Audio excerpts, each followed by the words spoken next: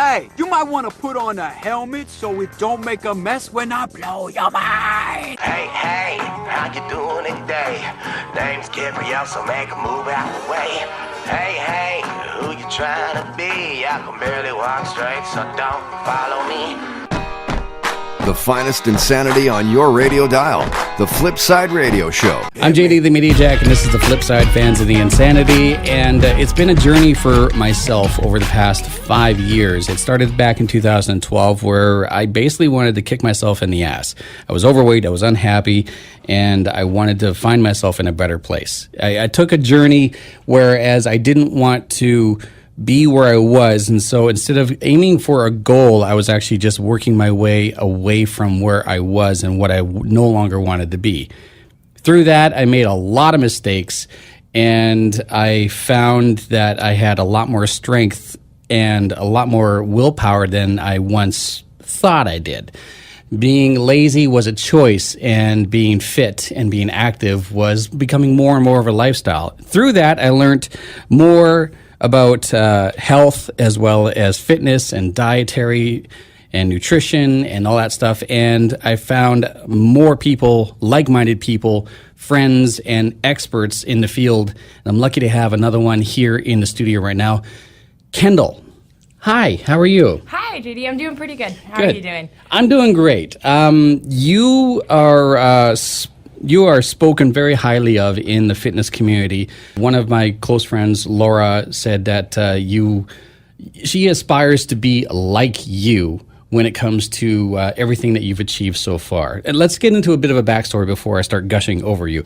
Just by going by your Instagram page, you have posted an international bikini champion, overall bikini winner, national qualified, and also you are very much into fitness as well as weight training and about weight loss and wellness. What does that mean before we get in any further? All right. Well, JD, first of all, I just want to say it's fantastic. Thank you for sharing a little bit of your journey there. Thank you. Yeah, it's really cool to hear people. You know, I started out at that place too. It wasn't like we just kind of wake up muscular or anything like that. I started out in high school. I was 17 when I first started getting into the idea of weightlifting. I'd never considered it before. Necessarily, of course, I always had a little bit of a girl crush on Jillian Michaels. But that's beside the point. Who doesn't have a crush, period, on Jillian Michaels? Exactly. Yeah. Exactly. So yeah, I was in high school. I was really athletic, all that good stuff. And then as soon as I graduated a little bit early, because I just fell in love with this gym, the gym culture, and going there, and the people that you would meet. Like you said, there's just so many like-minded people out there.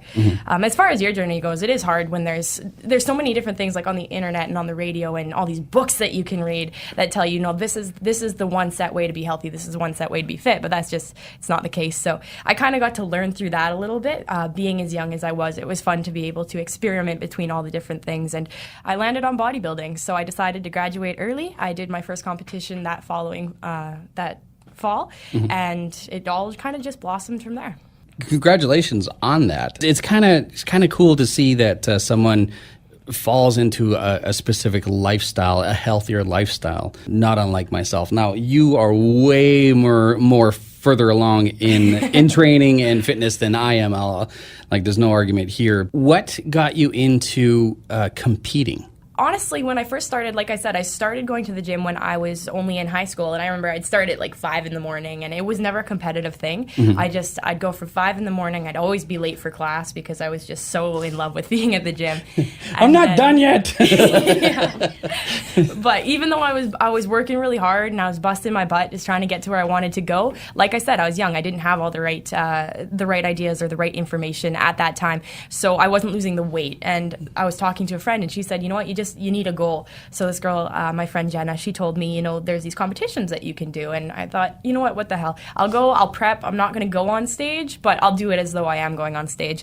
I ended up losing 35 to 40 pounds in that prep within a couple months. And that was, of course, while all my friends were enjoying their proms and their grads and stuff, but it was worth it. Yeah. And then so I stepped on stage. That it was really just about a goal to lose weight, and then once I got on stage, there was no going back.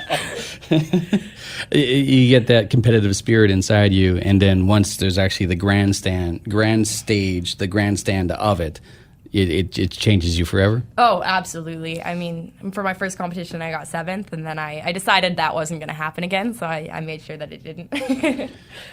So how many competitions have you been in over the years? So over the years, I've actually only been in 3. Or sorry, rather, I've been in 4 now. Okay, so you've been in 4. In the first one, you got 7th, and you are actually in the middle of competitions right now, right? Yeah, you betcha. So the first one I did get 7th. That was my first competition. I was 18. I was actually, when I went to register, I was still 17, so I was too young and had to push it off a bit. And then, like I said, I got hungry, so I went on the very next year, and I got first in overall.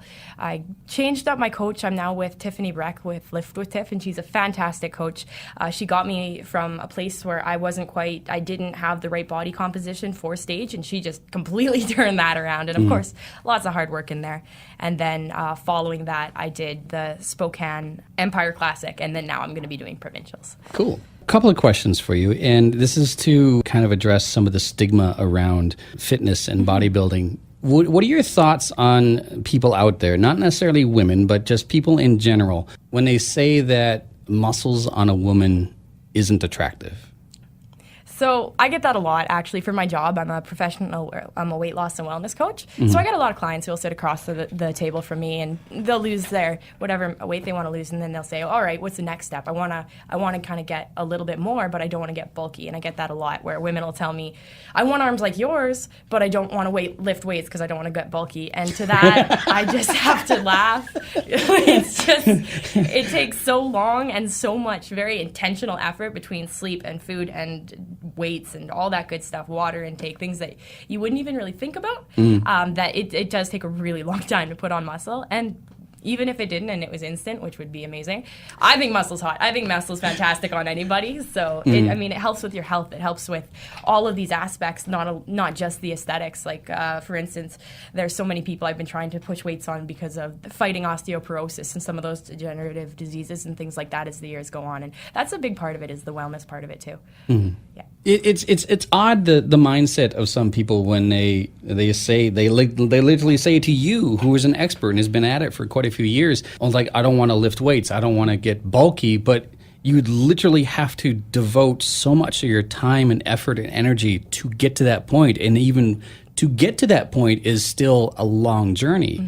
And to have people go like, well, I don't want to lift weights because I don't want to become too muscly. It's like, you got a long way to go before you even can consider yourself getting muscly. Yeah, it always does make me laugh when that's the case. I think a big part of it is because of my age. People just assume that like I said, you just kind of walk up on stage, you're already muscular, there's no work to be put in, you just walk up, tan up, and look good. But it's not like that. This is not the case, though. There's a lot of months of dieting and all that good stuff that goes in first. No, it's not all about working out. It's not all about dieting either, because according to experts, and I believe them wholeheartedly because they're the ones who've been doing it for quite some time, it's not a 365 lifestyle. You are allowed to take breaks. You are allowed to occasionally go like, oh, I'll have a piece of pizza. Sure, why not? You're not completely handcuffed to a strict, stringent diet all the time, are you? It depends. There's certainly some people that do like to go that way. I know for myself, like I have gone that way before, where you do your cutting and then you do your bulk, which is often looked at like you're allowed to have those dirty cheats like pizza and drinking and alcohol and all that good stuff. But this time around, I don't know. I think now that I'm at the level that I am, I'm very much about that 365 lifestyle. I mean, we hike every night. I'm at the gym at least 3 hours a day, every day, and like there's rest days, of course, but a rest day can turn into, instead of lifting hard weights for 2 hours, now you're just doing like a 30-minute cardio or something. But yeah, it does kind of turn into that 365. But one thing I kind of want to touch on is about what you said about it not being just diet and training, or nutrition and training, rather. I try to avoid the word diet. But it's, for me, I think the biggest part of it, and I would say definitely more than 50%, is just where you put yourself mentally for these kinds of things. I'm a huge advocate of The Secret and thoughts become things, and that's kind of what I drive this whole thing off of, and that's what gets me through, I think, a lot when, there's days when you don't want to go to the gym. I'll be the first one to say that. But yeah, for sure. They always say that the hardest part about going to the gym is going to the gym. Yeah. It's like, well, I have to drive there.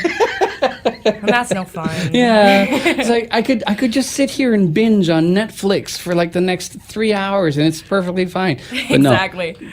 Yeah, the hardest thing for me is the same thing. It's like, it's just, but the bed's so comfortable, but I know that if I don't go to the gym, I'll regret it later. Exactly. And then, it won't even be that day. It'll be like the next morning and you look at the scale and you're like, I would have been a little bit lower if I just, got my ass up and did those steps and went that mile. Or looked in the mirror like, I could have. Exactly. Shouldn't have had seconds. But the biggest thing I think that's really important for people is it's not how you work out that's going to, once you get to certain levels, of course, it's going to change your results. But in order to get results or to just live that healthier, better lifestyle, just go for walks with the dogs consistently. That's the biggest thing, is just consistently getting your body moving. Whether you're out there doing cleans and squats and deads, that's awesome. Mm-hmm. But if you're going out there and just, goal spanking the cut banks, that's just as well.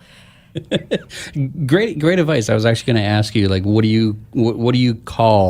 qualifies to you as a legitimate workout?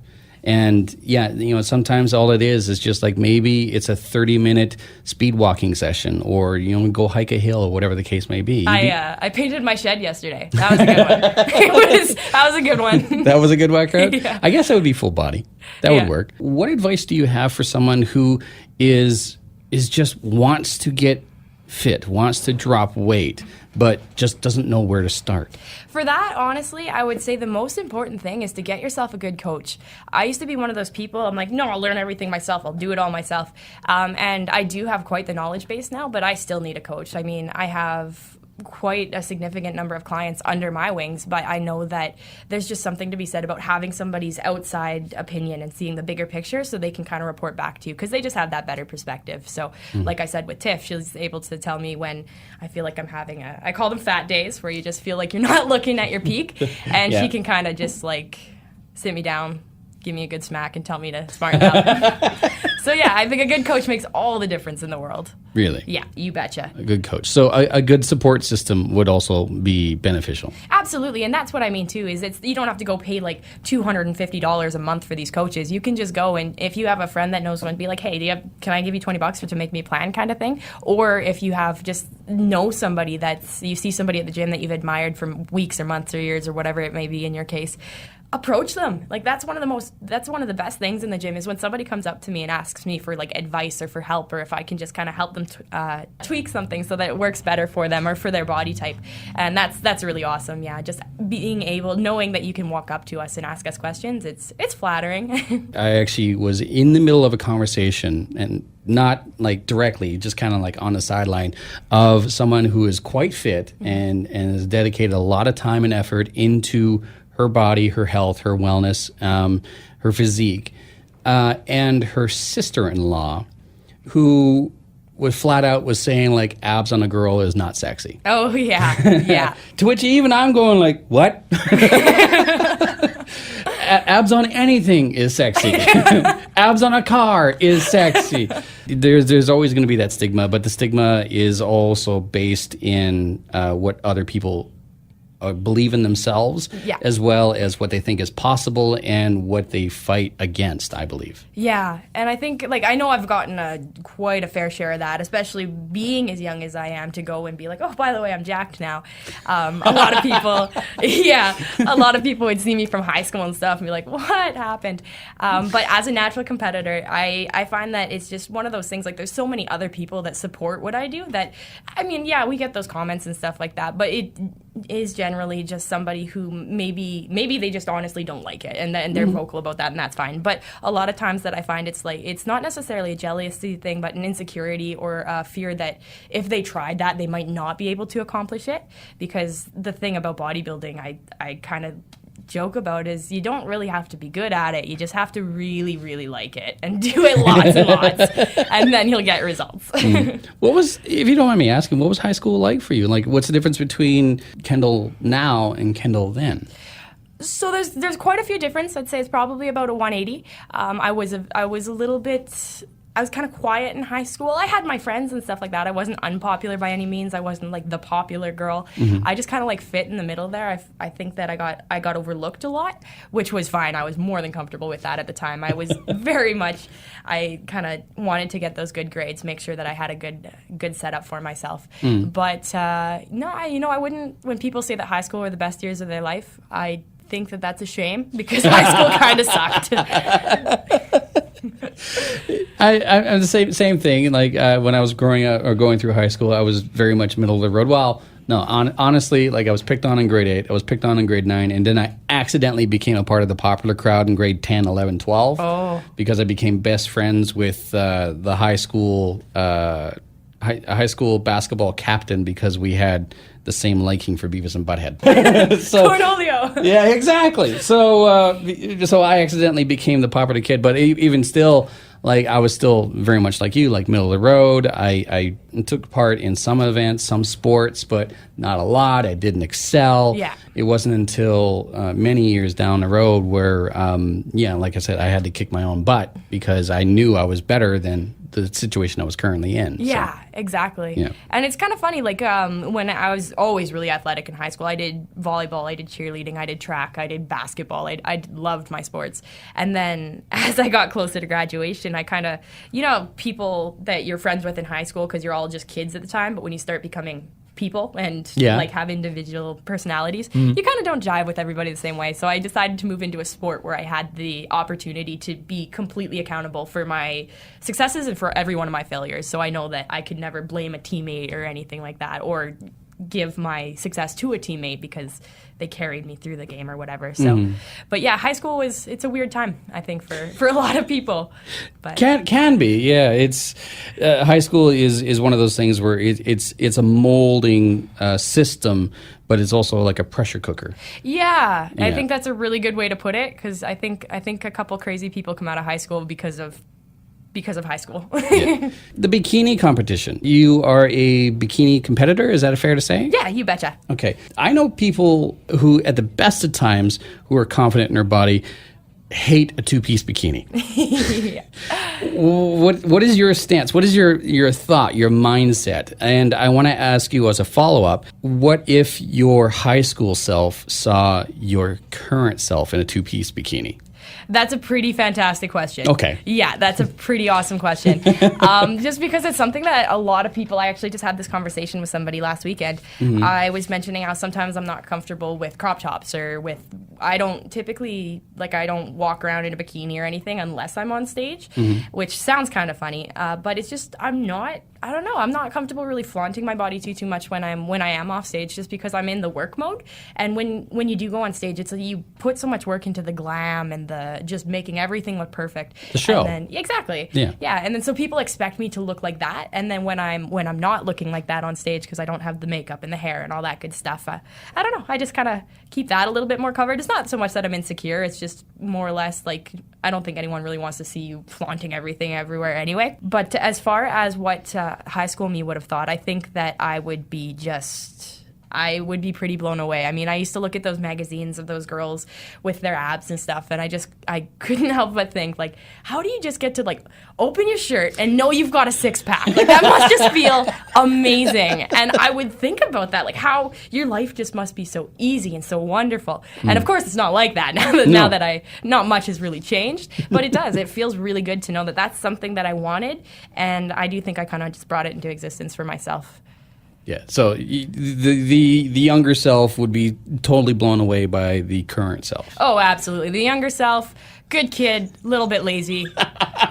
Yeah, she'd be happy. That's awesome. I wanted to ask you about your tattoos that you have Okay. there. You have a sailboat on one arm and a dumbbell. No, that's not a dumbbell. It's a barbell. It's a barbell Yeah. on the other arm. You betcha. I don't want to make any sort of guesses, so can you explain those to me, if that's all right? Absolutely. So I have 4. I'll just explain my other ones too. I Sure. have an anchor here, which was just kind of in a memoriam. My grandfather passed away in a hit-and-run accident, and I really have I know, of course, I have meaning behind all my tattoos, but I wanted to be able to kind of put that in and just it also says I am loved, which I have just to remind me when you are in those bad places that you do have that support system and all that good stuff. I have a quote on my back that says, and though she be but little, she is fierce.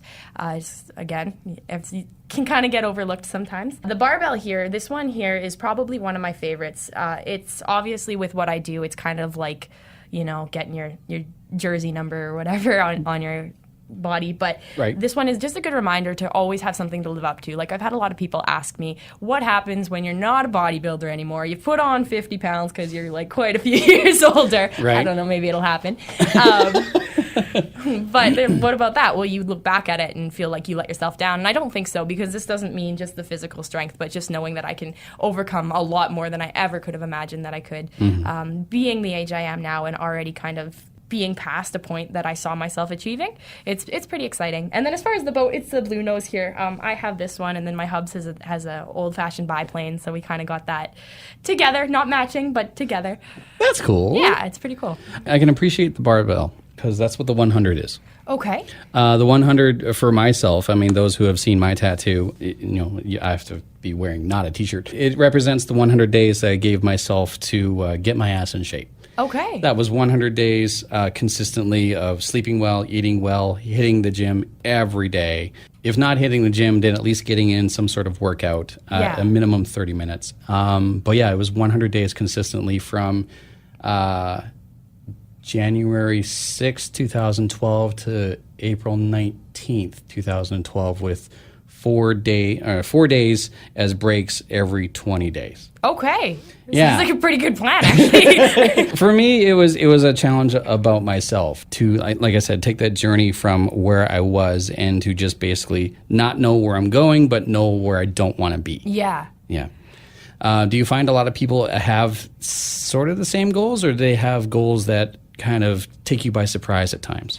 Well, it's hard to say. I mean, I think that to go through something as drastic as all this that we do, it's the physical changes and even the emotional, mental changes. I feel like inside I'm a stronger person, and I know that sounds real hokey, but than I would have been because of all this, because you do need to know that you need to balance out what society expects from you, what the people around you expect, and what you expect from yourself.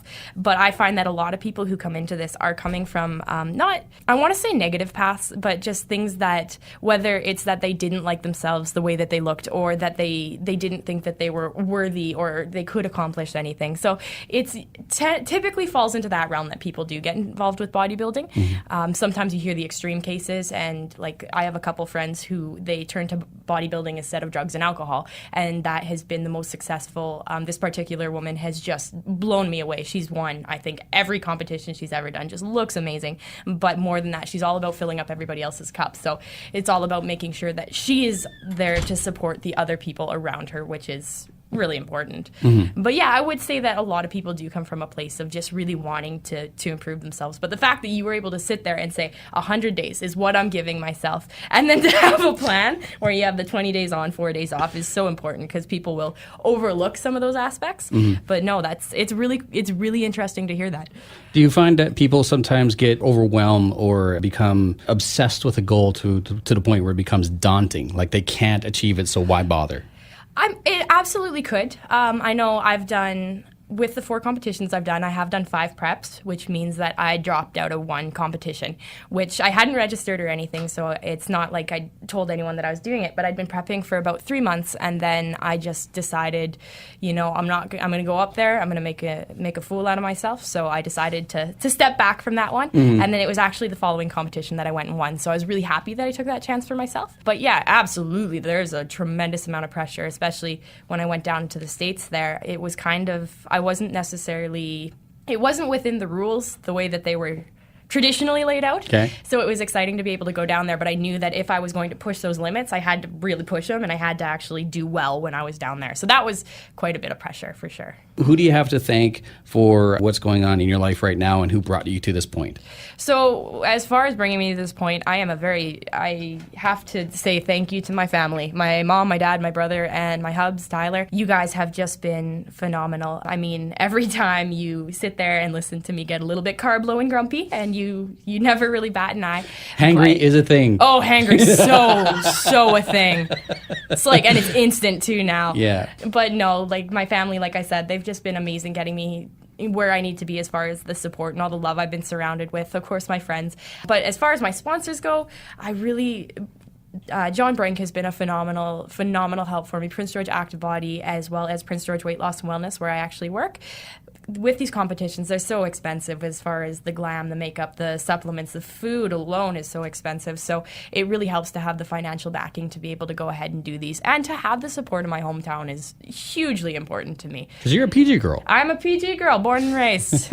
Awesome. Where'd you graduate from? I graduated from PGSS. There you go. Yeah, I'm like right PG.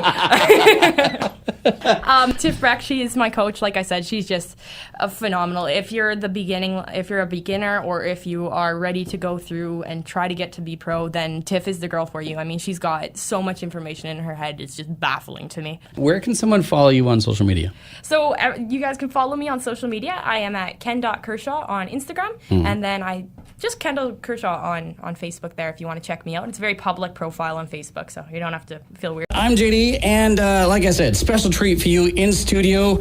We're going to have some live music. Start off with introducing the man who I've been conversing with for a little bit more than 3. I would say about 5 weeks. Yeah, I'd say so. Yeah, somewhere between 5 and 6. Yeah. 5-6 weeks of conversation of just back and forth, like, can you come? Okay, yeah, we can. Jaron Shediak is in studio. How you doing? Very well, thanks. How are you? I'm great, and you brought an entire crew with you. The ensemble has arrived. Yes, so we will introduce, you are... I'm Rowan. You're Rowan? I'm Ricardo. Ricardo? And I'm Adrian. Adrian, and together you guys are... The Jaron Shediak Band. There you go. Now, you guys are no strangers to Prince George at all, are you? Well, it's the first time for these guys being here, but yeah, I grew up in the city, so this was home for me for 23 years. Awesome. Mm-hmm. You've been touring quite frequently lately, and in fact, I've been doing a little bit of research. I try to do homework, but not too much. I'm not that smart. Mm-hmm. But you've actually been creating quite an impact up and down British Columbia. In fact, people out in Victoria absolutely adore you guys and love your sound. What's it like been touring so far? Well, actually, this is our first tour, the first time we've traveled on the road together. But after I lived in Victoria, after I was in Prince George, I moved to Victoria for 3 years. So I've sort of been jumping coastal cities and moving around BC, and just have sort of been able to sort of, create these little spots where I did stuff and played music and met people, and so build fandom. Yeah, which is what has brought us here. We're trying to sort of dip our toes in as many places as we possibly can, and yeah. Where have you performed so far in Prince George before this today? Myself, yes.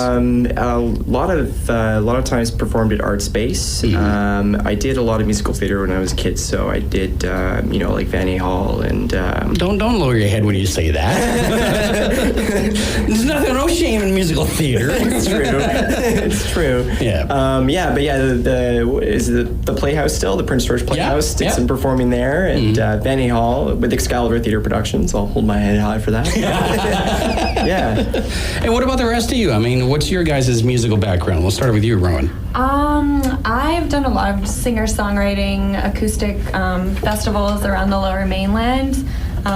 Choir, also musical theater. I'm going to hold my head high for that. This is kind of my first time playing in a bigger band with more electric instruments, so it's been really cool getting used to that. Ricardo? I'm actually fairly new to BC. I just moved out I'm just finishing up recording school right now, learning how to make records, which is really cool. But I grew up playing music, play a little bit of everything, but drums are probably my favorite.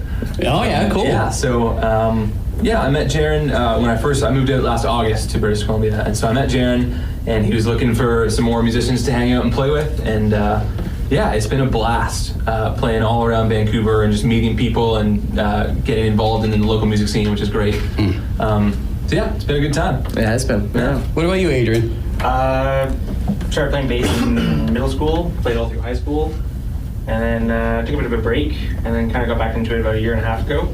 And I float around, do a bit of everything. and I think kind of by pure luck, I ended up playing with you guys. Yeah, it was pretty random happenstance. It was pretty random. Lucky for us too. Yeah. Well, unfortunately, Adrian, we're just ill prepared for your bass skills today, but you do have the cajon and the acoustic guitar, which is beautiful, by the way. Thank you, yeah. And you guys are going to hit us up with a great song right now. Yeah. What do you got? Well, this one's called Yona.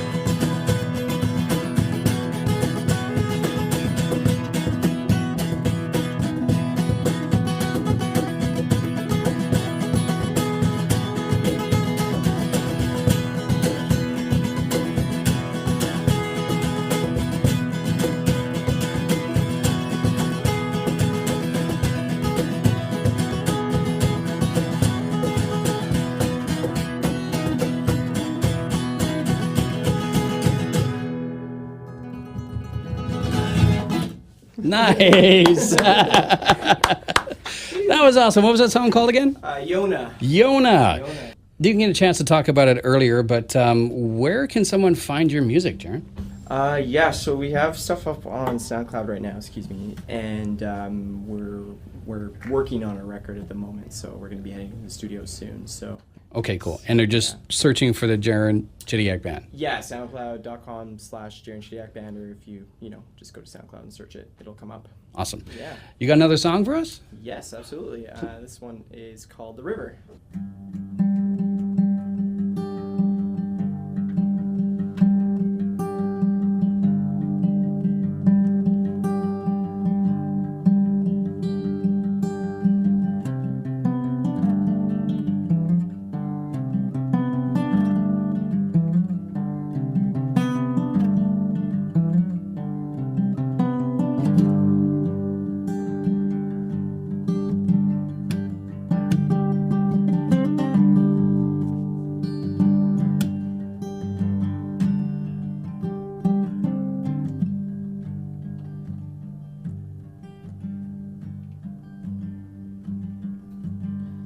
Baby, rest your head a while. We can sleep away the day. Hand in hand and hearts gone wild. With circumstance we can proceed. No, oh. Take me down, my love, no, oh, to the river now.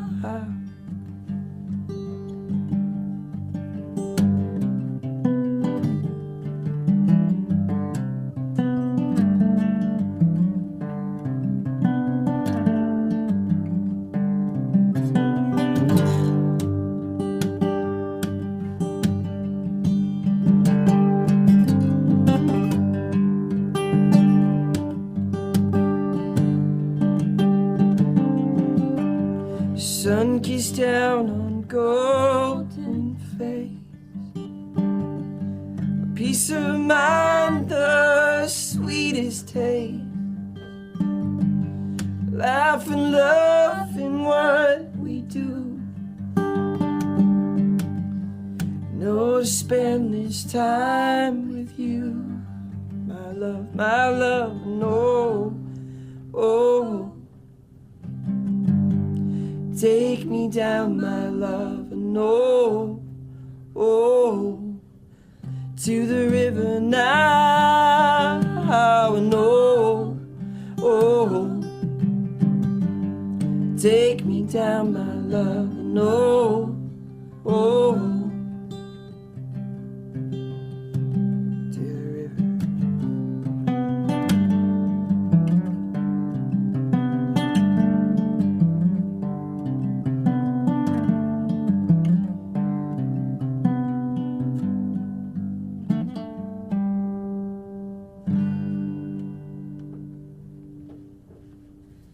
So again, later on tonight, 7:30, doors open at Art Space, where not only is it going to be the Jaron Chidiac Band, but also Genevieve Jade, as well as the Jack Van Summer Band. How'd you guys get all this talent into one performance? How'd this work? Well, actually, so Keith from Jack Van Summer Band is a good friend of mine. He taught me most of what I know about guitar, and I got in touch with him. And Genevieve Jade is managed by Jack Van Summer's band's manager, so she recommended Genevieve, and yeah, we're all gonna go and play some music, so it's gonna be good. Awesome. You have one more song for us. Yes, yeah. This one's called Caribou Kid. It's about being from the Caribou and moving to the big city, and it's going to be our first singles. Take some time to stop and remember why Mother taught you to love, son.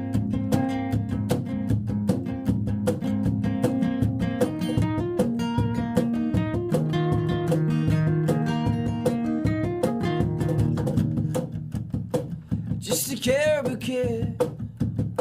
I'm going nails and throwing stones,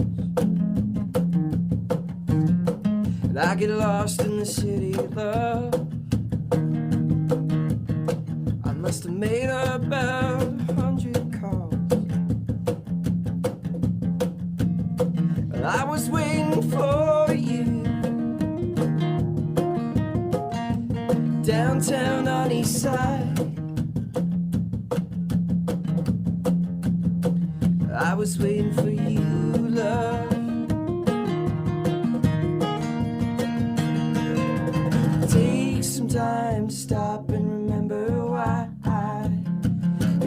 tell you to love, son.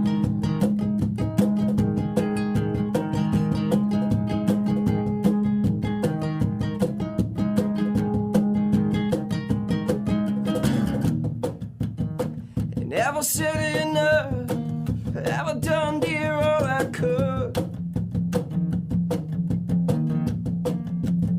And it was in the earth more, when I swear I couldn't feel you. It's just a change in the rhythm and bass. It's why I leave you like I do.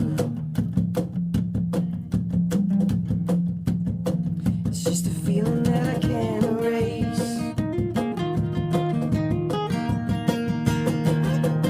Take some time to stop and remember why your mother taught you to love, son.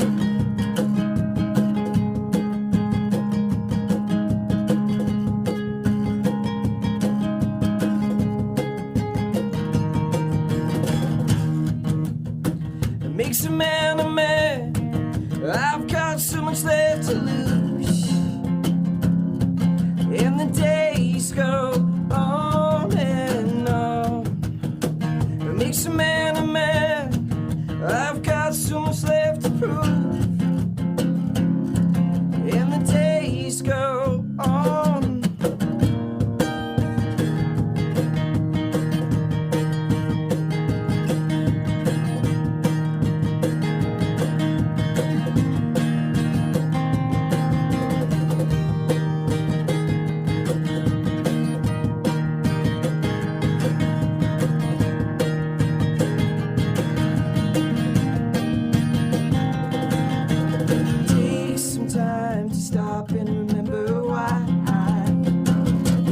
Taught you to love, son. Why she taught you to love, son. Why she taught you to love, son. Why she taught you to love, son. Why she taught you to love.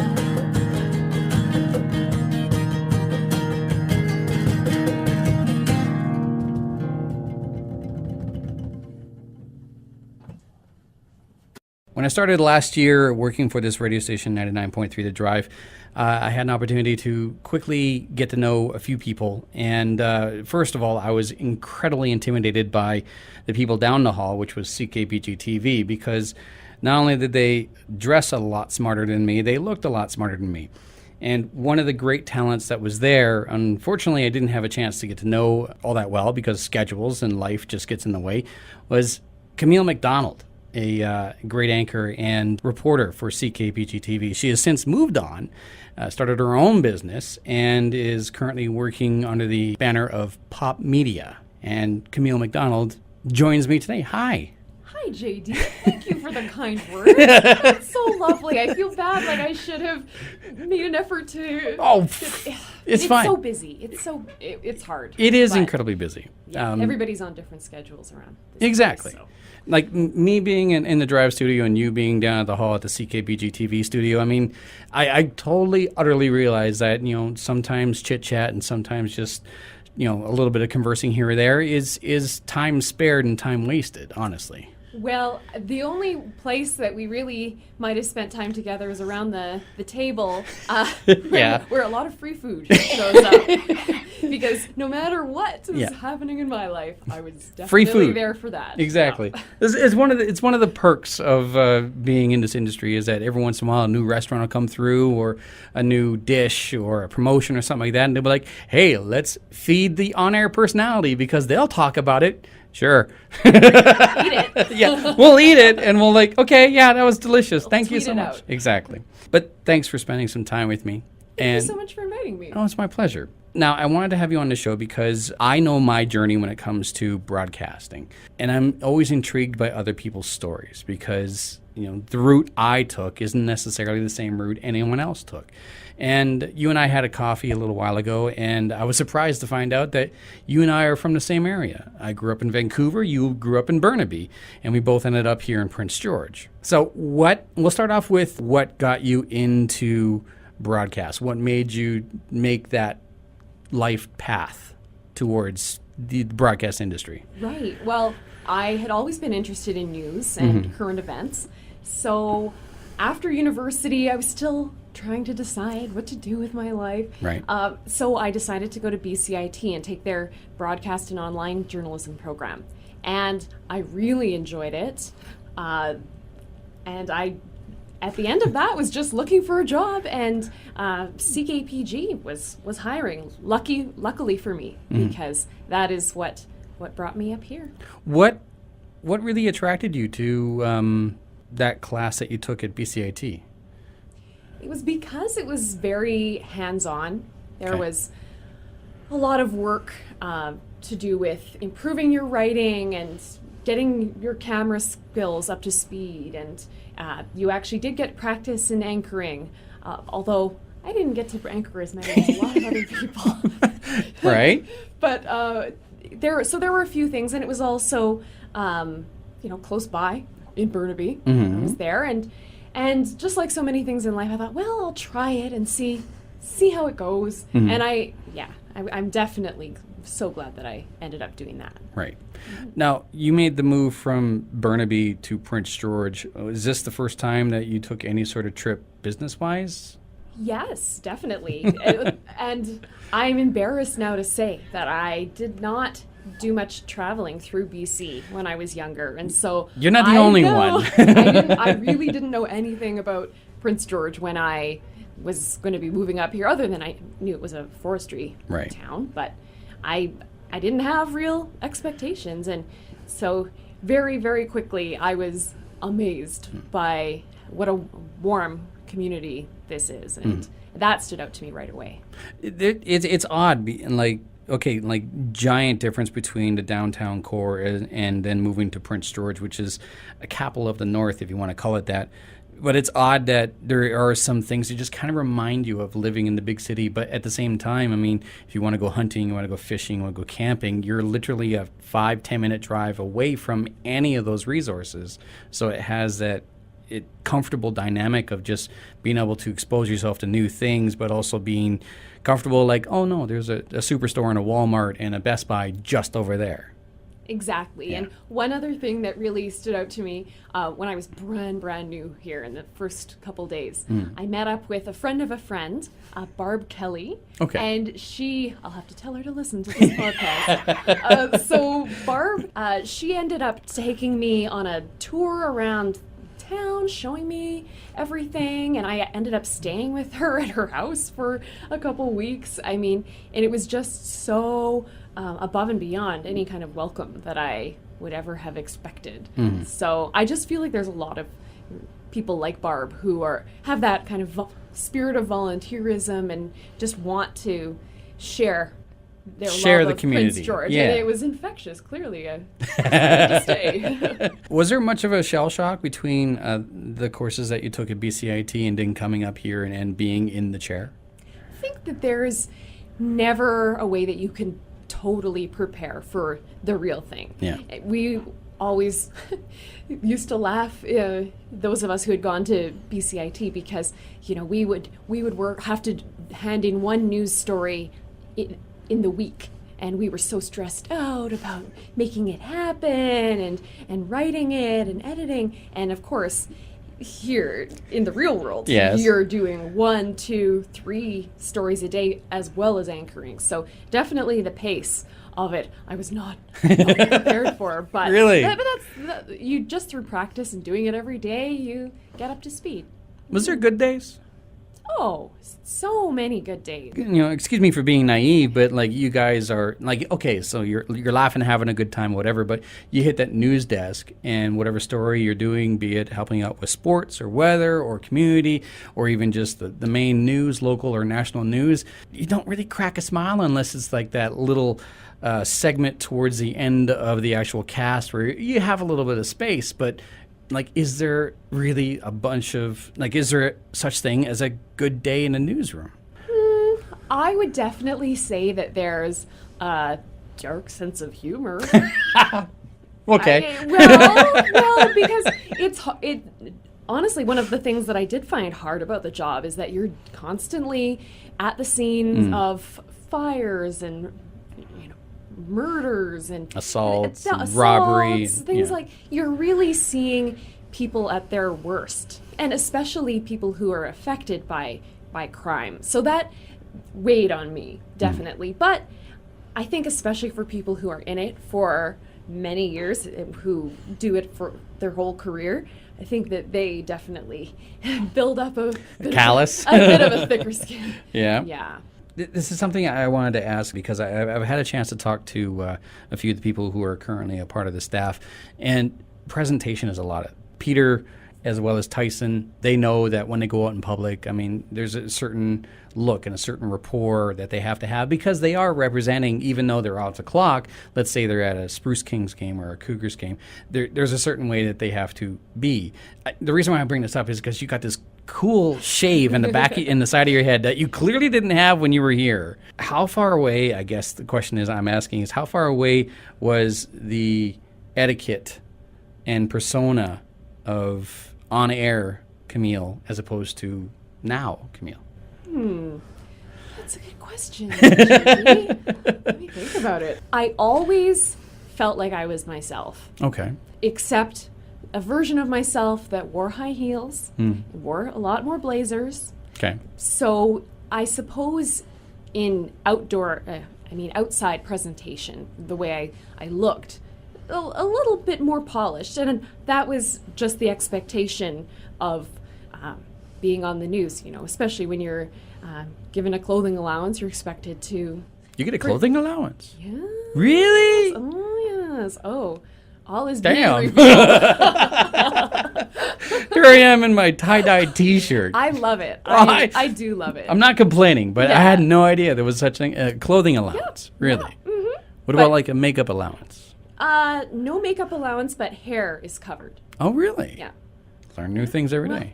There you go. Here's the scoop. Okay. Folks. But I mean, for me, with my hair, I just wanted to do something fun and different, and especially when I became my own boss and there were no rules, I decided, why not? I feel like it's a little bit outdated, a view of professionalism to think that a suit equals professional necessarily. Right. I think that there's a lot more room for creativity and fun. So that's my perspective. No, and I totally get it, but it's also just the trained way of thinking. Honestly, I mean, I would be more trusting to someone who's wearing a blazer and has their hair done right, and someone in a three-piece suit on the news telling me that, as opposed to someone wearing a tie-dye T-shirt telling me that there was an accident, blah blah blah. Because it's just you want something professional, you want something informative. You're looking for that. You're looking for that presentation, which I totally get. But at the same time, I agree with you. Like I can read the news just like anyone else. Meanwhile, like I'm dressed and comfortable and I haven't shaved in 3 days, but it's just I'm just still the same person and still privy to the same information. Well, radio is a bit more forgiving. It is a bit in that sense, yes. Yeah. But I guess in maybe a few ways, I tried to mix things up a little bit when I was on Seek APG. Did you ever hear about my Halloween caper? No. Oh, this one was funny. Okay. So I'm sure you're going to YouTube this afterwards. Gonna have to. So for anyone who doesn't know, for weather, we use a green screen. So essentially that's just me standing in front of a green wall, and then the computer projects the weather information onto that.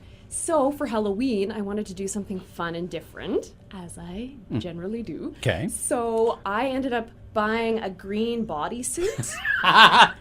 That's so, awesome. I think you know where I'm going Yeah. with this. So when I did the weather for the Halloween show, I ended up looking like I was a floating head on air. And for some reason, when I actually started doing this, I did it with a very strange English accent. It just happened. That was not the plan. But anyway, I mean, I did stuff like that. Rich, of course, everybody knew him as being a super fun guy. Yeah. So, yeah, I think that sometimes we would find, just those little spaces in between to be lighthearted, which I feel like is especially important when you're dealing with such heavy material a lot of the time. Was the heavy material among the reasons why you decided to move away from CKPG? It was a reason among many, but the main reason, I would say, was wanting to start my own business, just having an idea and wanting to go for it. And this idea, pop media, give me a good rundown, not necessarily an elevator pitch. We have more time than that. But give me a good rundown. This idea, its creation, and what you're trying to achieve. So pop media, through the company, I'm trying to help local businesses reach more customers, really build their online following, their presence, and do that in a way that really engages with their clients and can also be fun. So what I really focus on is doing video promotions. So a lot of videos that you see on Facebook hopefully would be made by me. Okay. So it's a way for businesses, if they want to promote something or just get the word out. I shoot, edit, put together videos, and I also run them with Facebook ads. So essentially, I'm just helping that video content get in front of the eyes of the right people that business is looking for. Like, for example, one of my clients is Two Rivers Gallery, and they were wanting more kids to be registered in their summer camps. So I created a video and targeted that on Facebook to parents with kids 6 to 12. So there's a lot of targeting options on Facebook that businesses can really harness in wanting to attract new business. You kind of have to become an expert in social media to succeed in your project and in your business. And social media can be a finicky thing as is. Like trying to explain it to a few people within the audience that shall go nameless at this point in time is kind of like trying to teach algebra to a wall. It just sometimes it just doesn't work, and it's good to have someone who is taking the time to figure out certain phrases that matter, like algorithms and patterns, as well as trying to figure out different avenues and whatnot. And that's essentially what you've taken the time to do. Exactly, and it has been a lot of work, and it's a work in progress. I don't think that there's ever a time when you can stop. Oh, yeah, I'm an expert. I know what I'm doing, especially in the field of social media, because it is changing every day. But really, in just the first few months of being in business, I've really noticed that there's a lot of folks in town who realize that there's a lot of people on Facebook, and it's really not going anywhere. So I think that there's definitely an awareness that it's something that's going to be here for the long haul. Are you affected in any way, shape, or form about like the spam bots as well as like the fake news and stuff? Because like I was rifling through my Facebook earlier today, and just the amount of junk just shows up, and I gotta remove this is fake, blah blah blah blah. Does that affect you in any way, shape, or form? It definitely factors into the noise that's on Facebook, but if anything, I actually think that it's going to help me. How so? Because what I'm trying to do is create really quality local content that people want to watch. So really, when you're on your news feed and you see a bunch of garbage, and then you see a locally produced story that's well done, that was made by me, I think that's a good thing. You know, I can see the appeal because you're working off a contrast at that point in time. You're seeing all this, you know, to use a comparison, you're seeing all this junk food, and then all of a sudden, here's this gourmet plate. Oh, wouldn't you rather have this type thing? That's the idea. That's the goal. You're the gourmet plate. Oh, thank you. Is there downtime, Camille? Is there, like, do you read? Do you juggle? Do you, like, play guitar? I don't juggle. Okay. I don't play guitar, but Okay. I do read, and I do have so many more hobbies. Even though starting a business, it's a lot to take on, and honestly, I could be working 24/7 if I wanted to, but part of the reason that I started my business was to have better balance in my life. News is very fast-paced, high stress, quick deadlines, and I enjoyed it for a while, but for me, it's a whole different life, because now I read books, I do art, I take care of my yard and my house, I take the dog for walks, play with the cat, hang out with friends, I go to lots of musical events in town. Fishing, love fishing. You can schedule time as you want. You create your own environment. Exactly. I just am able to build the life that I want. So that's the real long-term goal in this as well. Have you had a chance to go back home? You consider Burnaby still home? Well, I consider Prince George home. You now, do? For Okay. sure. Yeah. Definitely. I do visit family. Not as often as I'd like to, but, you know, I'm sure I'm Join the not club. the only, right? Exactly. So, yeah, usually at least 2 or 3 times a year. So it's not that bad. It's just very strange being interviewed because I'm... Really? Yes, because I'm used to doing the interviewing, right? So I just want to learn a little more about you, but maybe your listeners have already heard. Oh, I'm all about telling stories. That's fine. You want to switch tables on me? I'm all game. That's okay. Yeah, as actually earlier today, I was expressing my gleefulness as I was I was actually being interviewed earlier today for a prospective job. And I was talking to Mark Wheeler. I'm sure you're familiar with him downstairs. And I was like, I'm so excited. He goes, what? He goes, I had an interview. He goes, for what? I said, I don't care. I was answering questions because I'm not complaining. I love what I do here on the flip side, but it gives me an opportunity to interview other people. But you want to turn the tables on me, go for it. Great. Well, especially when we were having coffee the other day, it was really so interesting to hear about how you've loved radio since you were a little kid. That's really cool. Has your broadcast journey led you down a path that you expected, or? No, nowhere near. My goodness, nowhere near.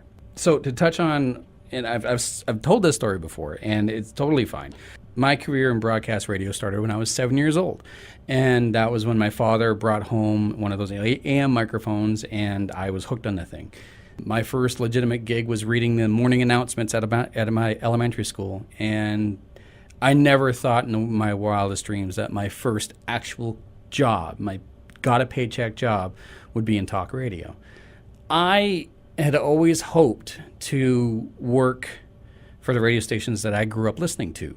Rock 101, 99.3 The Fox, even 104.9 XFM, heck, Kiss FM. Anything out there out in Vancouver in that area would have been great. I never expected to come to Prince George. But it was because the radio station I was working for at the time, AM 730, stop me if I've already told you this, AM 730, known as Mojo Radio at the time, it went down, and it went down in a giant ball of flame. It was a great premise, but it was poor funding, horrible marketing, bad advertising, and everything just kind of fell apart. But when it went under, I essentially hit a very low point in my life. By doing so, I reached out to whatever connections I had, and one of them being a good friend of mine and broadcaster, now podcaster, Todd Hancock. And he said that if I ever wanted to take my radio career seriously, seek out Darren Coogan. And I've said this to Darren Coogan. He's been on this show, and even he was kind of taken back by this. Part of the decision to move up to Prince George was because of Darren Coogan. So when I moved up to Prince George in 2004, I had nothing. I was essentially living in a travel trailer outside my mom's house on her property, nothing. Heck, I made my way up here with my then girlfriend on, it was a Plymouth Sundance with a day permit. I had an expired license. I was the only one driving. It was February, and we were driving on bald tires. Oh, yeah, it was bad. And we made it all the way up here, not a single problem. Made it to the second to last turn before my mom's driveway and slid into the ditch. But it was one of those black ice slow slides to the point where I leaned over to my girlfriend and said, "We're crashing." And poof, into the ditch we went. Anyway, so that was part of the reason why I moved up to Prince George was Darren Coogan. From 2004 to 2007, I was out of the radio industry. Try as I might, I was applying to this station, The River, at that point in time it was 101.3 Hits FM, as well as 94X, and even the country station, nothing. No one wanted to touch me. No one wanted to bring me on board. It wasn't until I got on to CFIS FM, and I got in ground level, and I really started to get back into it. My passion for radio never died. It was just my opportunity wasn't there. So from that point on, I actually spent 7 years working and volunteering majority of my time for 93.1 FM. And amongst that time, I got paid 6 separate times. They could only pay me when they can afford me. The rest of the time, I was volunteering. So it wasn't until I went through a dramatic life change, basically pulled my butt up off the couch and stopped living paycheck to paycheck and taking poor minimum wage jobs when I didn't have to and whatever. I went through a dramatic life change from 2012 to 2014 to where I cleaned myself up. I smartened myself up. I lost a bunch of weight. I just took every step possible to improve myself. I hope to hell it wasn't a midlife crisis because I was in my early 30s. So it better not be. But at the same time, you could call it that. It was more of an awakening. And I've been working for this station now for over a year. I actually just had a job interview today for a different radio station for a morning show hosting position. Oh. Yeah. Well, I will keep my fingers crossed for you. Absolutely. So if I get this position, that means I'm definitely moving out of town. Mm-hmm. I'll be moving to Saskatchewan, to which, like, it sounds daunting, but I've taken this job, I've taken this career path knowing full well it'll take me away. Most likely not to the United States, but it'll take me to wherever it may be in Canada. And I know that I'm not the only person that's ever going to take this path, and people before me and after me have taken this exact same path of just moving to different cities, not necessarily to where I'm going to be ending up. But I embrace it because to me it's exciting. It's a part of the journey. And it's a new challenge, and it teaches me new skills. It's a new market, so that means I get to interact with different people, and I just get to grow because, using the example of playing a musical instrument, if you pick up a musical instrument once, twice a week, you learn nothing. If you pick up a musical instrument 5 times a week and you're playing it 8 hours a day, you're just practicing, then you will get exponentially better. And the same thing with radio. Yes, I'm growing, although slowly, by doing the weekend shift. But if I move somewhere else to get a full-time position, then my persona, my skills, my confidence, my attitude, my everything will grow so much more. It's a great career move, absolutely. And yeah. Honestly, that's one of the hard things about broadcasting is some of my best friends have moved away. Yeah. Because that's just how it works. That when you work together, you're in the trenches, you get to know each other really well, mm-hmm. but then people leave and move on, and that's okay. That's good. But it's a little sad sometimes too. It is a little sad because I know that if I get this position, that I'll be leaving behind family and friends. And, I love them dearly and I'll miss them. And given the opportunity, I would come back for a holiday and that's fine. But at the same time, at my lowest points, and I can think off the top of my head, I've hit 2 genuinely low points in my entire life. The one thing that's always kept me through, and the one thing that's always, like, the reason why I wake up in the morning, the reason why I feed myself, the reason why I still go out with a smile on my face has always been broadcast. Because that's the one thing I've been able to hold on longer than anything else.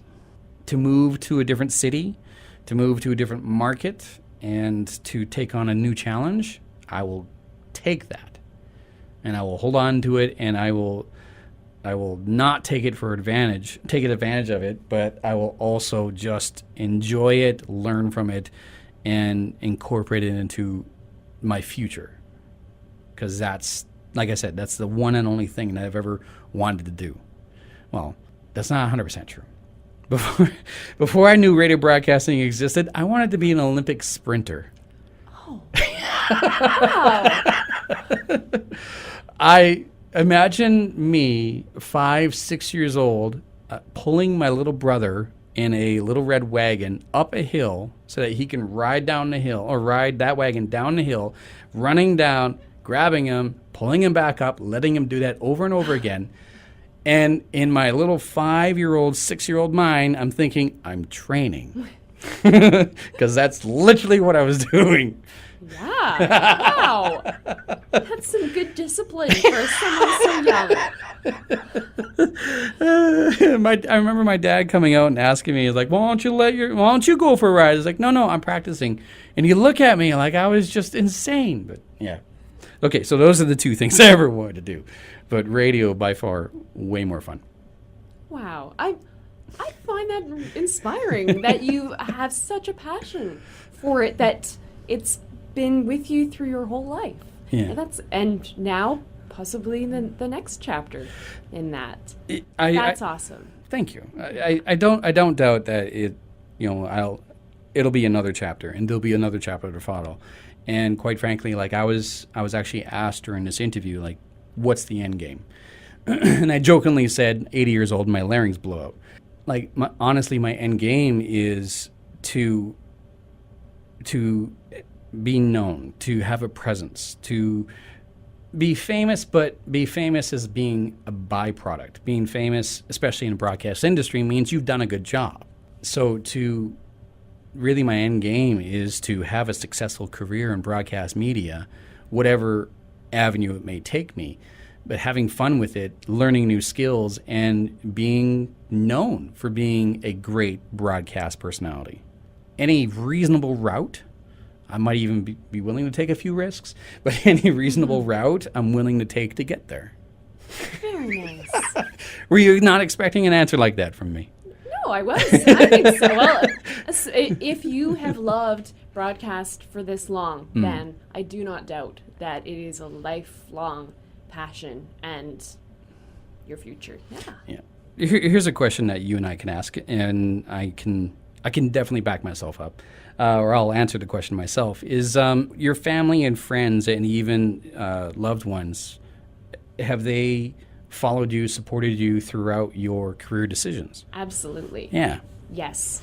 I definitely had a few people question me when I was going to leave, a stable full-time job for something completely new, starting from the ground up. But I mean, the people that are the closest to me, that I love, just want me to be happy. And that's what this was about for me as well. Just being happy, living a well-rounded life, having a place to call home. Yeah. Which is Prince George for me now. Yeah. So, and honestly, I've been really, really lucky that my boyfriend's family has a history of entrepreneurship, and they've been especially helpful and supportive to me. It's just nice to talk to people who have run a business. I mean, they ran a horse farm, so they ran a business that was much more difficult than the one that I'm in. Yeah. But still, they're amazing. I could say the same thing for the most part. I remember times where my father would tell me, "It's like, it's great that you have a dream, but you gotta make the bottom line. So, have you ever thought about this career, that career, blah blah blah?" And at one point in time, he actually set me up with a private tour to BCIT through the Engineering, Electronics, and Tool and Die department. To which I was like, okay, that's cool. And I went through the tour, and then at the end of the tour guide, who was a friend of my father's, said, "Any more questions?" I said, "Yeah, where's the broadcast wing?" So, yeah, like my heart was always set in that direction. My girlfriend, who became my wife, who also became my ex-wife, like there were times where she always supported me, but at the same time would sometimes call me crazy because I would wake up at obscene hours because there was no one to do the news for a radio station I was volunteering at. But I would still wake up and do it. And then I would actually work my work schedule, which paid the bills, around the volunteer schedule that I had at the radio station. But still, it was just, I always made sure I had a roof over my head and bills were paid. But I would also dedicate as much time as possible to actually doing what I love to do. That's really impressive, JD, because honestly, I feel like there are a lot of people in life who never follow their dreams. And so, it doesn't seem all that crazy for you to be working your work schedule around your radio schedule, because that's your priority. And I mean, of course, it's easy to say, people are just after money. But yes, security is important. Who doesn't want to get paid? Who doesn't want to get paid? Of course. But I just feel like there's got to be a balance of being paid something and actually spending your days doing something that you care about. It's true in the notion that if you do something you love, you never feel like you worked a day in your life. The whole thing about having a dream, having a goal, is it. I always like to say I'm a bad example.